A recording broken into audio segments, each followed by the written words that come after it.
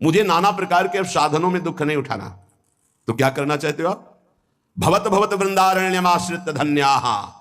मैं बार बार कहता हूं, धाम के आश्रित होकर राधा राधा राधा और युगल सरकार की सेवा, बस।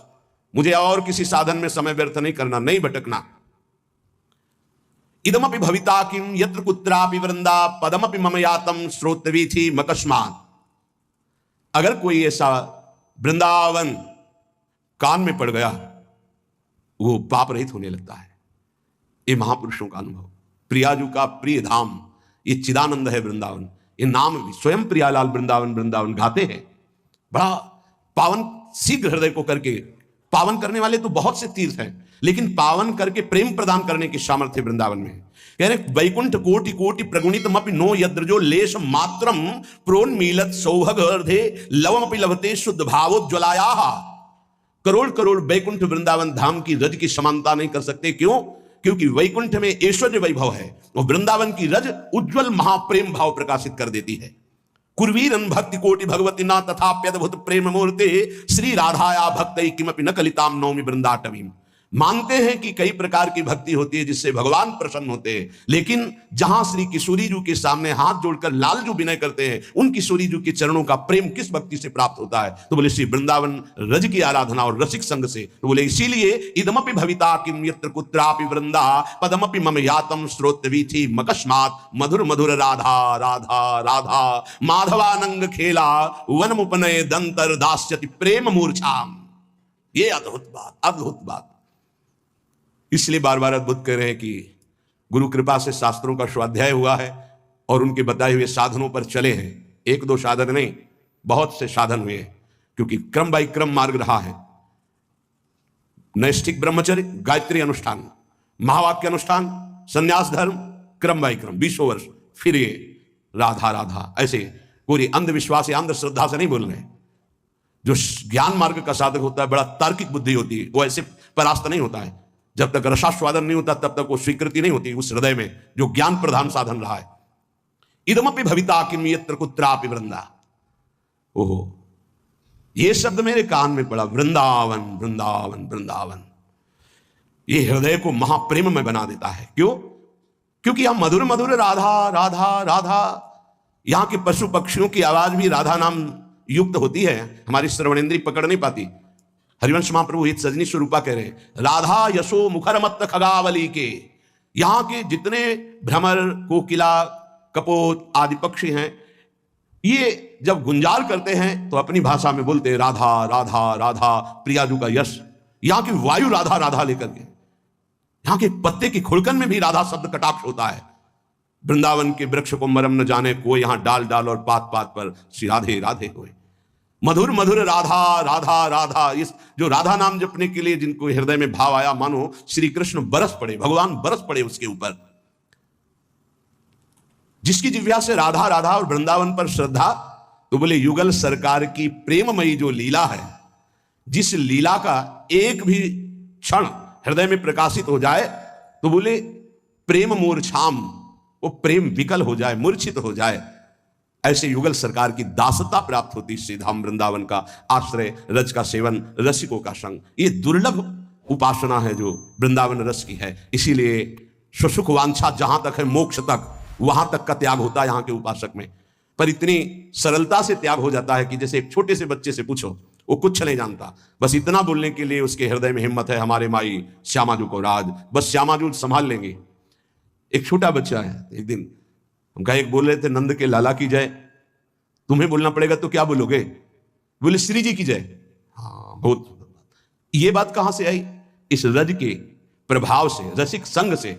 श्री जी की जय तो लालजू भी बोलते हैं, निकुंज में महारानी जी की जय तो लालजू भी बोलते हैं। ये बाहर के नहीं जान पाएंगे, ये महल है, ये प्रेम का वैभव है, ये प्रेमी जनों के द्वारा ही जाना जाता है। इसलिए अहो भाग्य, हमें वृंदावन की रज का सेवन करने को मिल रहा है, राधा राधा बोलने को मिल रहा है। हमें अन्य की तरफ अब नहीं दृष्टि डालनी है।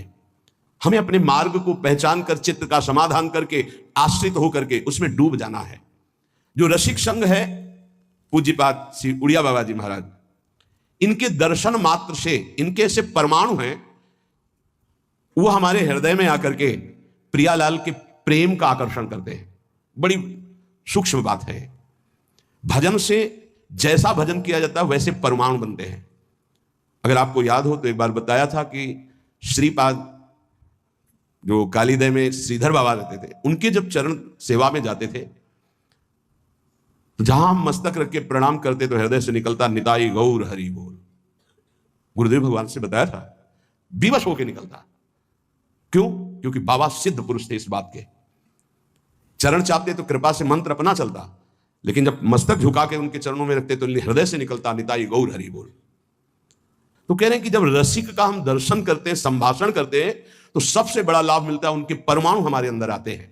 जो हमारा परिवर्तन होता है उनके परमाणु से, उनके वचन से परमाणु आते हैं। उनकी दृष्टि शक्तिपात में, दृष्टि से शक्तिपात, वचन से शक्तिपात, संकल्प से, स्पर्श से ऐसे महापुरुष जन लोक कल्याण, जगत कल्याण करते हैं।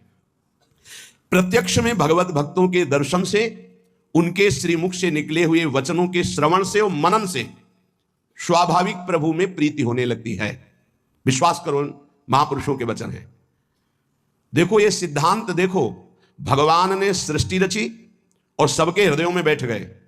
जो जैसा कर्म कर रहा है उसका सुख दुख का वो भोक्ता बने, भोगे। भगवान उसमें कोई सहयोग नहीं करते। कर्ता भगवान ने संपूर्ण सृष्टि रच दी, दो विभाग कर दिए, ये पाप कर्म है इसे मत करना, ये पुण्य कर्म है इसे करो। ये भागवतिक कर्म है जो पाप पुण्य दोनों से आपको बचा लेगा और आप शांत बैठे हैं, करो और भोगो। लेकिन भक्त का संग ऐसा नहीं होगा। भक्त शांत नहीं बैठेगा कि जो करना है करो और भोगो, नहीं। वो जरा सी तुम श्रद्धा कर ली तो जबरदस्ती तुमको संसार से छुड़ाकर भगवान से प्रेम करा देगा। इसीलिए मोरे मन प्रभु से विश्वासा, राम ते अधिक राम कर दासा। इसलिए भगवान उस पर विशेष कृपाल होते हैं जिसे भक्त का संग मिल जाता है। अगर कहीं उनका स्पर्श मिल रहा है, जूठन मिल रही, चरण रज मिल रहा है, चरणामृत, वचनामृत, अब आपके कल्याण में संशय है। अगर संशय है तो विश्वास की कमी है, नहीं तो नाचना चाहिए। जब गुरुजनों का उच्छिष्टामृत आता है तो रोना आता है कि कैसी अहेतु की कृपा है। उनको क्या, पर वो अपना उच्छिष्ट में दे रहे हैं। अहेतु की कृपा, अहेतु की कृपा। जैसे आया कि महाराज जी ने राजभोग का उच्छिष्ट भिजवाया है, तो बस ऐसा लगता है कि केवल अहेतु की कृपा, केवल कृपा ही कृपा। कृपा ना होती तो क्यों अपनी तरफ से। अब हमें कोई परम पद चाहिए, अब हमें कुछ मिलना बाकी है। जब हम उच्छिष्ट का पान कर रहे हैं, उनकी चरण रज के आश्रित हैं, कुछ नहीं चाहिए, कोई हमें पदवी, कोई फल नहीं चाहिए। बहुत बड़ा फल मिल गया, मेरे गुरुदेव प्रसन्न है, मुझे उच्छिष्ट मिल रहा है, बस। गुरु प्रसन्न तो साहब अनुकूला, मेरे साहब मेरे आराध्य देव अनुकूल है, इसलिए ऐसा है। मिटी सकल कल्पित भय सुला। अनुरागी भक्त के आगे भगवान दीन होकर रहते हैं। जो चतुराशी जी के प्रथम पद की दूसरी पंक्ति, भावे मोहि जोई सोई सोई करे प्यारे, ये अनुरागी भक्त की स्थिति होती है। भावे मोहि जोई सोई सोई करे प्यारे, ये शरणागत भक्त की स्थिति होती है। जोई जोई प्यारो करे, सोई मोहि भावे। और ये शरणागति सिद्ध अनुरागी महापुरुष की स्थिति होती है। भावे मोहि जोई सोई सोई करे प्यारे। पूज्य बाबा कह रहे, अनुरागी भक्त के आगे भगवान दीन होकर रहते हैं। जिनकी भगवान में दृढ़ आसक्ति है उसी को अनुरागी भक्त कहते हैं। और ऐसे अनुरागी भक्त का इशारा भगवान देखते हैं, वो भगवान का इशारा देखता है। जैसे कोई आया, वो अंदर इशारा हुआ तो समझ में आ गया भगवान ने इसे पास कर दिया है या भी संसार से मुक्त हो। और जब देखा ये भगवान के प्रति थोड़ी भी उदासीनता आ रही है तो वो भगवान की तरफ देख के कहते हैं, तो भगवान उनके इशारों को देख कर हृदय का परिवर्तन कर देते हैं। पक्का ये अनुभव की बात करें, आराध्य देव गुरुदेव के इशारे को देखकर हृदय का परिवर्तन कर देते हैं। इस यह गुण साधनते नहीं हुई, तुम्हारी कृपा पाओ कोई कोई। कैसे तुम्हें बताएं, भक्त के सामने भगवान नाचते हैं। जैसे गीता जी में कहा, यंत्रारूढ़ानि मम माया, मैं अपनी माया के प्रभाव को देख रहा हूं, सबको कठपुतली की तरह नचा रही है। उमादार जोशित की नाई सबई नचावत राम गुसाई। और प्रेमी भक्त के सामने ये कठपुतली की तरह नाचते हैं। इतना अंतर है भक्त और जगत में। भगत और जगत में इतना अंतर है कि जगत उमादार जोशित की नाई कठपुतली की तरह सबई नचावत राम गुसाई, और यहां ताई अहीर की छोहरियां छछिया भर छाछ में नाच नचावे लाला। पहले नाच के दिखा फिर तुझे। ये प्रेमी भक्तों की मैं, भक्तों के इशारे पर नाचते हैं श्री भगवान। इसीलिए भक्त महिमा है। मोते अधिक संत कर लेखा, जाने संत अनंत समाना। एक क्षण के लिए कभी प्रभु अपने भक्त से दूर नहीं होते। अगर आप हम पास बैठे हैं और आपका नाम नहीं चल रहा, मंत्र नहीं चल रहा, तो या तो इधर नहीं है और या फिर उधर कनेक्शन नहीं है। बोर्ड है, तार बढ़िया है, बल्ब भी सही है, कनेक्शन भी लगाए हो लेकिन थोड़ा आधा चावल अंतर है, तो आप बटन को ऑन ऑफ करते रहिए, उसमें लाइट नहीं जले। बस वो जो आधा चावल का अंतर है उसको और जोड़ दीजिए, फिर ऑन कीजिए, जल जाएगी। ऐसे पास हो, थोड़ा भी अपनापन कहीं है, कहीं भी त्रिभुवन में है, तो ऑन नहीं होगी।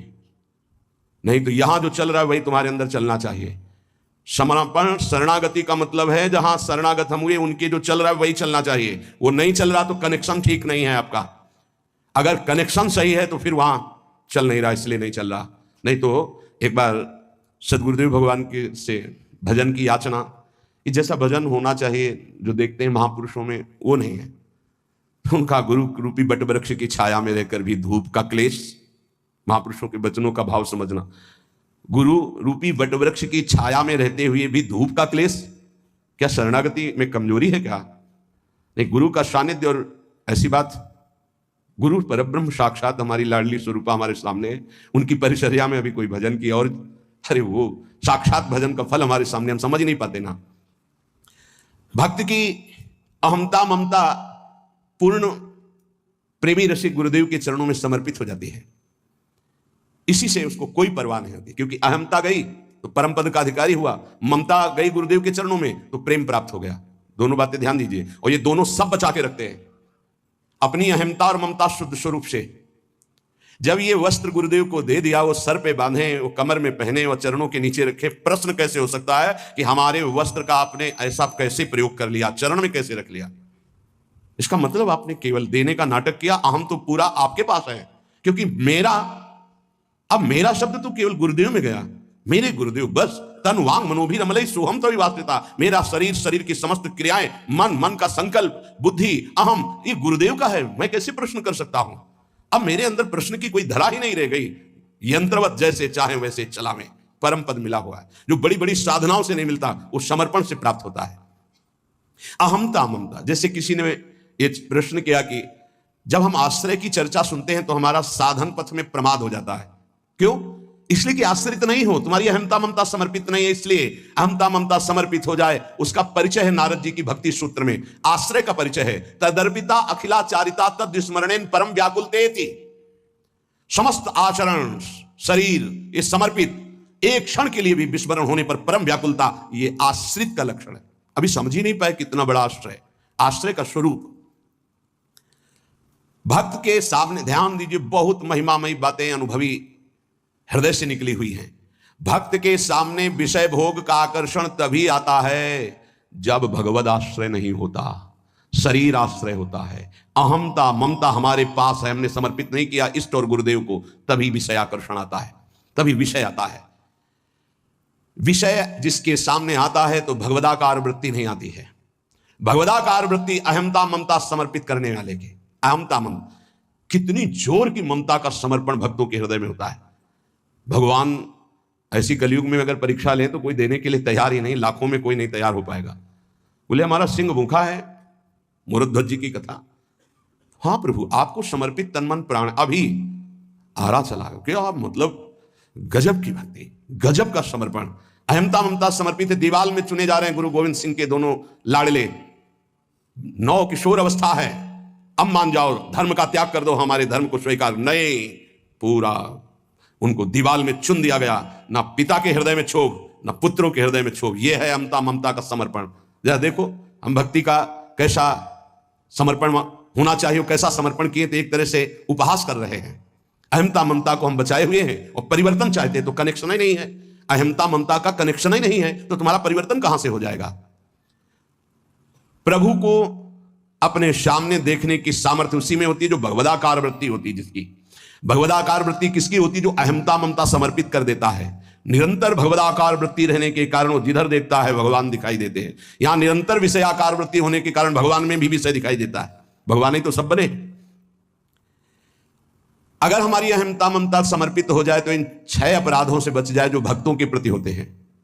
भक्त के ये 6 अपराध तुम्हारी भक्ति को ढक देंगे। पहला, किसी भी महात्मा के वास निरूपण पर जो हम निंदा करने लगते हैं, हमारी सामर्थ्य नहीं कि हम क्या जाने वो कैसे रह रहे हैं। महाप्रभु चैतन्य देव एक दिन कीर्तन में बहुत उल्लसित होकर उन महापुरुष का नाम ले रहे थे, बार बार नाम उच्चारण कर रहे थे। हमें नाम विस्मरण है। बहुत सुंदर पोशाक महंगी महंगी पहनते थे, पान पाए, इत्र लगाए, फुलेल केशों में सजाए। बहुत वर्ष हो गए, पहले चैतन्य महाप्रभु के पावन चरित्र का पठन किया था, इसलिए स्मृति नहीं उनका नाम, उनके नाम का। पुंडरीक विद्या, हाँ यही नाम था, पुंडरीक विद्या। तो गदाधर आदि जो भगवत महाप्रभु के पार्षद थे, उन्होंने सोचा कि जब महाप्रभु भाव में ऐसा उनका नाम उच्चारण कर रहे हैं तो कोई वीतराग बड़े परमहंस महापुरुष होंगे, चलो उनके दर्शन करने चलते हैं। तो पता चला कि अमुक जगह वो आए हुए हैं। वहां तो देखा बहुत सुंदर पलंग, दुग्ध फेन जैसा, ऊपर से गद्दे के ऊपर चादर और गिरदा लगे हुए हैं, और केस जो फुलेल से सुगंध आ रही, पान खाए। तो गदाधर जी के मन में आया कि इतना विलासितापूर्ण जीवन और ये भगवत भक्त हो सकते हैं, संशय हुआ। तो एक जो महाभागवत साथ गए थे, तो उन्होंने भगवान श्री कृष्ण की रूप माधुरी का भरा हुआ श्लोक गान किया।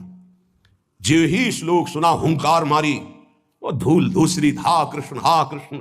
और वो सब जो अब उनकी समझ में आया कि अरे महाप्रभु जो बोल रहे थे परम सत्य, वो प्रेम के अष्ट सात्विक भाव संवरण होना मुश्किल हो गया। अश्रुधारा नाक बह रही, धूल धूसरी थी। गदाधर जी ने चरण पकड़े और कहा मेरे से भारी अपराध बन गया।